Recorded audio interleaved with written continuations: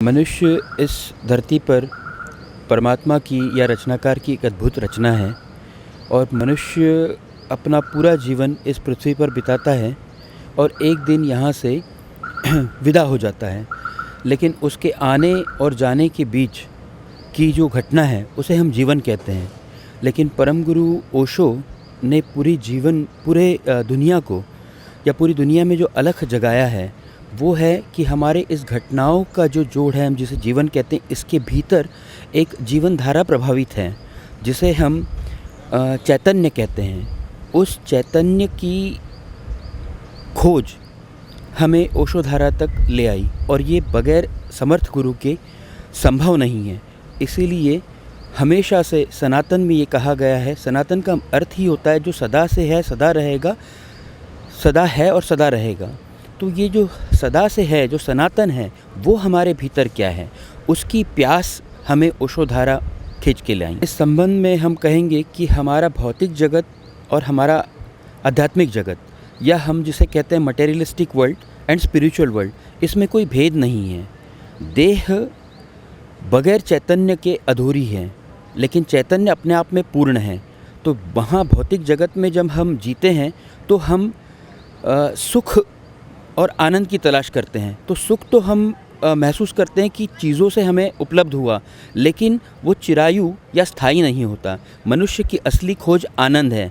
तो भौतिक जगत में हम जो पाते हैं वो मन के तल पे जितनी भी कामनाएं हैं उसकी तृप्ति या उसका सुख पाते हैं, लेकिन आत्मा के तल पे जो आनंद है वो हम आध्यात्मिक जगत के किसी समर्थ गुरु के साथ जब हम आध्यात्मिक मार्ग पर चलते हैं तो हम उस तल पर पहुंचते हैं जहां हम शाश्वत आनंद की अनुभूति करते हैं। प्रणाम।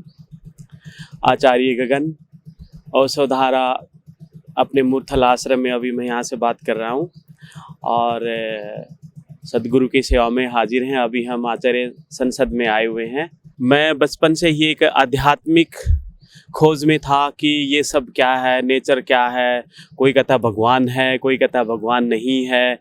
तो ये सब किस चीज़ पे प्रॉपर चीज़ें चल रही हैं, मैं बचपन से ही बड़ा खोजी और जिज्ञासु था कि ये सब सूरज निकलता है समय पे, अस्त होता है, सब चीज़ें, वहाँ पे एक महात्मा है, वहाँ पे मंदिर है, वहाँ पे डेरा है, वहाँ पे। तो मैं मेरी दादी जी के साथ में प्राइमरी स्कूल से ही जाने लग गया था। मैं अपने भौतिक जीवन को, सांसारिक जीवन से बहुत प्रेम करता हूँ।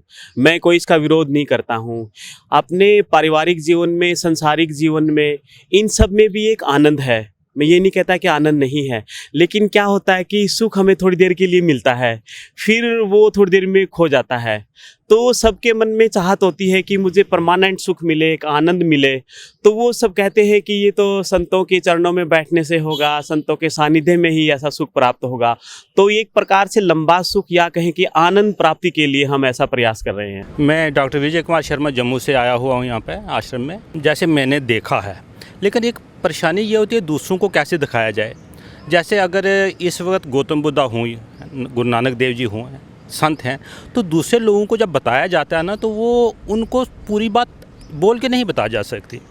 तो न्योता दिया जा सकता है कि आप आके देख लो, ऐसा है। तो इस वक्त सम्राट गुरु सिद्धार्थ ओलिया जी यहाँ हैं, बड़भागी लोग हैं जो कि जस्ट एक बार आने की ज़रूरत है यहाँ। दूसरे बार, एक बार क्या, एक दिन में समझ जाते हैं कि क्या यहाँ पे चीज़ है, गुरुदेव की ऊर्जा को फील कर पाएंगे। तो मैं इस बाइट के माध्यम से ये कहना चाहता हूँ, जैसे ज़्यादा लंबी चौड़ी बात ना करूँ, जस्ट 3 प्रोग्राम हमारे हैं। राइट माइंडफुलनेस है, प्रेम प्रज्ञा है, ध्यान समाधि है। ये प्रोग्राम कोई 3 प्रोग्राम यहाँ कर ले अगर, तो उसको अध्यात्म का और संसार को भी अच्छे जीने की कला जो आ जाती है ना, उसका जीवन बहुत तीव्र गति से विकसित होगा और वो आनंदित रहेगा। मैं उज्जवल शर्मा J&K राजौरी से। जब भी हम आश्रम में आते हैं तो मेरी जो अनुभूति है, मैं तो सोचता हूँ कि मैं वैकुंठ लोक में आया हूँ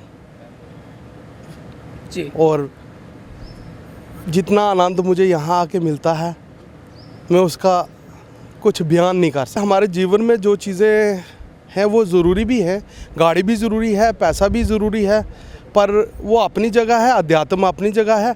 इन दोनों का हमें अध्यात्म की ओर भी बढ़ना है।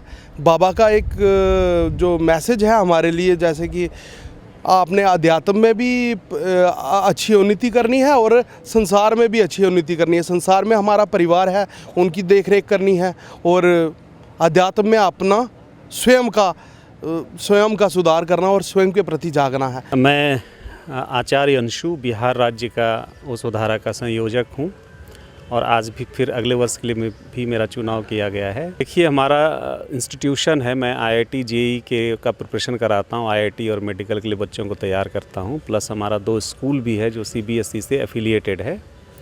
तो मेरा कहना है कि मैं स्टूडेंट्स के बीच रहता हूँ और स्टूडेंट्स में आजकल खास करके देख रहा हूँ कि संवेदनहीनता हो रही है, संवेदनशीलता की कमी है। बच्चे पढ़ाई पर ध्यान नहीं दे पाते हैं, अपने कार्य से विचलित हो रहे हैं।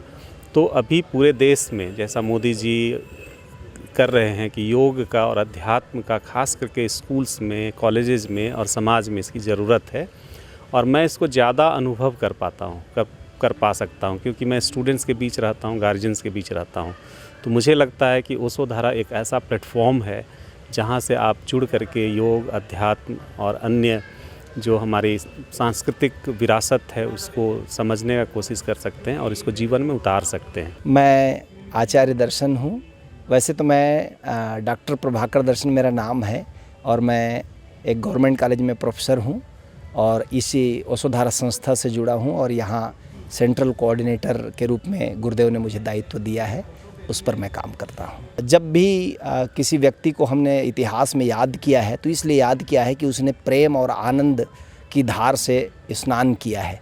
वही प्रेम और आनंद का धार मुझे भी भिगोया है ओशोधारा में आने के बाद में। अस्तित्व के रहस्य तो अनंत हैं, जितना पाएंगे उतना प्यास बढ़ता है।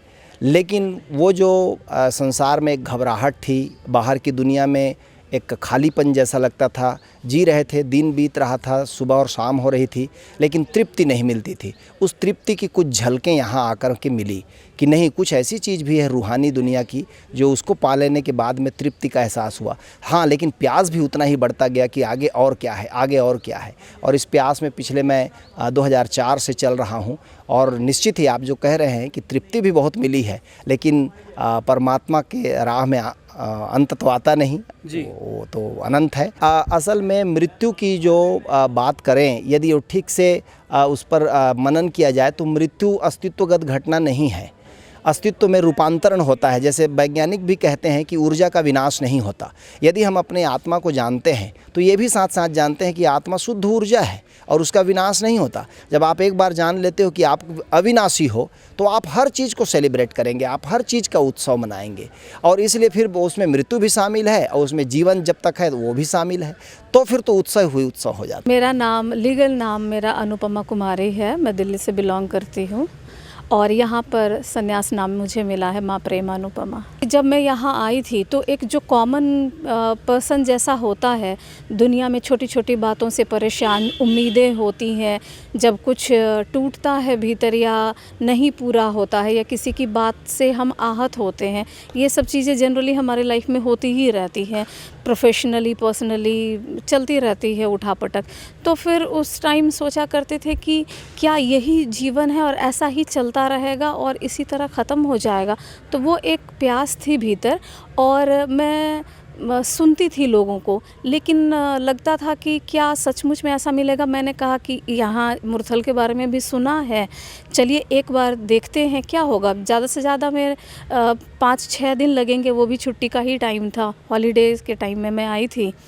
तो यहाँ आकर देखा एंड यू वोंट बिलीव कि फर्स्ट डे यहाँ जब मैं आचार्यों से मिली और बात हुई तो वो इतने प्रेमल और इतने शांत और इतने घुले मिले इस प्रकृति के साथ, अपने आप के साथ, कि देखकर मज़ा आ गया। और जब कोर्स मैंने किया तो मुझे लगा कि मुझे अपने सारे सवालों का जवाब यहीं मिलेगा, बिकॉज़ बातें बहुत होती हैं बाहर, प्रैक्टिकली अनुभव जो आपके भीतर को भर देगा वो मैंने यहीं महसूस